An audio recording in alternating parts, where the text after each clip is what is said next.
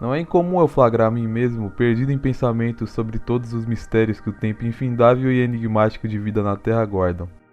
Já é complicado saber quem foram seus bisavós, agora imagina saber a história terrestre de éons atrás. Existem ocorrências em nosso planeta que não somos capazes de compreender, mas a maioria delas desconhecemos. Mas há algo de comum entre as duas. Ambas nos cativam e nos fazem querer saber mais e mais, nos levando a uma sensação de impotência ontológica, que para alguns pode ser torturante e para outros satisfatório e uma maneira de catalisar seus próprios demônios em mais do que mero símbolo de tormenta, mas em obras fascinantes.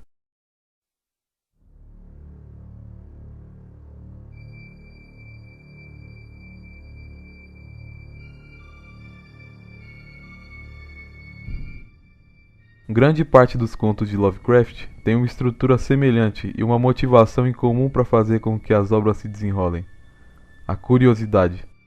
Lovecraft está completamente correto em afirmar que o maior medo da humanidade é o do desconhecido, e explora isso muito bem, defrontando um mero humano com um ser enorme e de aparência bizarra. Mas não é incorreto afirmar que seu fiel escudeiro, o que leva seus personagens e nós mesmos à ruína que este desconhecido guarda, é a ânsia de saber. Se você divisar uma terrível criatura titânica deleitando-se com seu pavor e preparada para obliterar toda a existência ao seu redor, sua primeira reação é correr, ou desfalecer por conta do impacto abissal que a visão lhe causou. Mas se você ouve falar sobre uma cidade onde nativos ou pessoas de passagem afirmam terem visto ou ouvido algo que vai contra a realidade da existência humana, você vai querer ver. E alguns, aqueles de maior coragem ou de maior burrice, de fato o fazem. Lovecraft foi certeiro ao criar o horror cósmico, tendo como seu principal tema jogar na cara do leitor a inferioridade humana diante da grandiosidade sórdida do cosmos infindável. Demonstrar a rendição de um reles humano a seus próprios instintos e, muitas vezes, até sucumbindo justamente por conta deles em uma espiral de loucura cósmica que colapsa a qualquer um que se veja diante da ameaça intergaláctica de horror e formas que transcendem a capacidade da compreensão humana.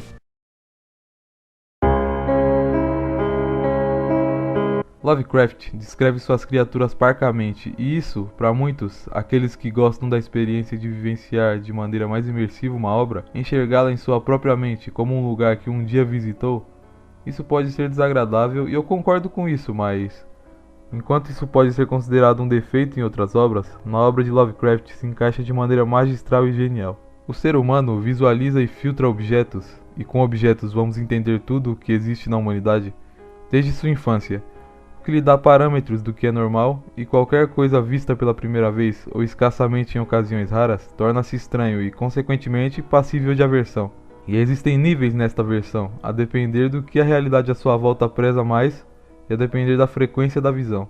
Existem fronteiras na mente humana que abrigam seus confortos e os privam do desconforto do desconhecido. Nós gostamos de repetição, semelhanças e identificações de nós e quem somos nas coisas. Por isso a zona de conforto te abraça com braços tão confortáveis que é assustador sair de lá.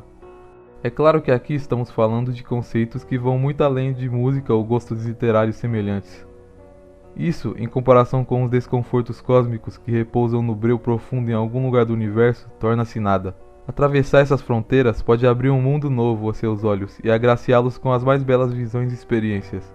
Mas quando você se depara com algo que passa longe dessas fronteiras, que vaga nos confins desconhecidos daquele mundo incógnito que a cerca, há algo que vai muito além de simples gostos ou um estilo diferente. As criaturas de Lovecraft são titânicas e guardam consigo a malícia e o desprezo suficientes para com um estalo destruírem a humanidade. E isso é tudo que temos. Uma mera menção a seu tamanho e suas intenções, e isso é, dentro da obra do autor, genial.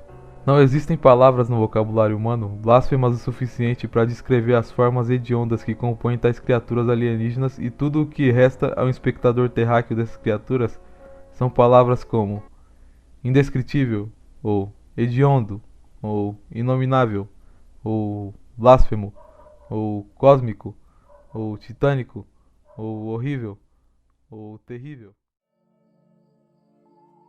Eu mesmo utilizei desses adjetivos durante esse vídeo, se vocês perceberem bem, e a causa disso é o fato de os narradores dos contos não possuírem parâmetros mentais o suficiente para compreenderem a grandiosidade de tais criaturas, não conseguindo captar suas formas e traços, assim colapsando diante da imagem que torna-se desesperadora para seu cérebro desamparado. Até tem uma outra obra, como o chamado de Cthulhu, ou o Cão de Caça, onde os monstros têm traços mais lúdicos, mas em sua maioria são seres alienígenas de forma divergente demais de qualquer conhecimento ou imaginação humana para serem percebidos como objetos descritíveis.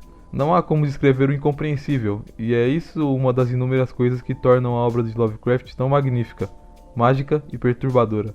Existe uma tendência secular na criação de alienígenas. Nós nunca vimos um. Bem, pelo menos não oficialmente. São sempre relatos de luzes no céu e uns outros que...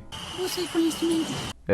A questão aqui é que adequamos aliens, seres de outros universos, à nossa própria realidade e conhecimento. Idealizamos seres extraterrestres à nossa própria semelhança, já que são criaturas que criamos em nossas mentes para tornar palpável nossas fantasias e não abandonar a crença de que isso seja real. Eu não falo das feições deles, claro, já que nós não somos muito parecidos com homenzinhos verdes de olhos negros enormes ou com um alien ou predador, mas falo da constituição física deles. 4 membros e uma cabeça colados a um tronco, 2 olhos simétricos no mesmo lugar que os nossos, bocas, dedos, cabelos... Mano, o predador tem dread, é só observar os aliens de Star Wars, por exemplo. São todos humanos deformados, meu mano. Lovecraft conta com o advento da escrita, o que lhe permite utilizar a artimanha do era indescritível. Então é um pouco injusto fazer essas comparações que eu fiz, eu sei. Há limitações na imaginação humana, o que torna impossível criar imagens de aliens da maneira que devem ser criadas.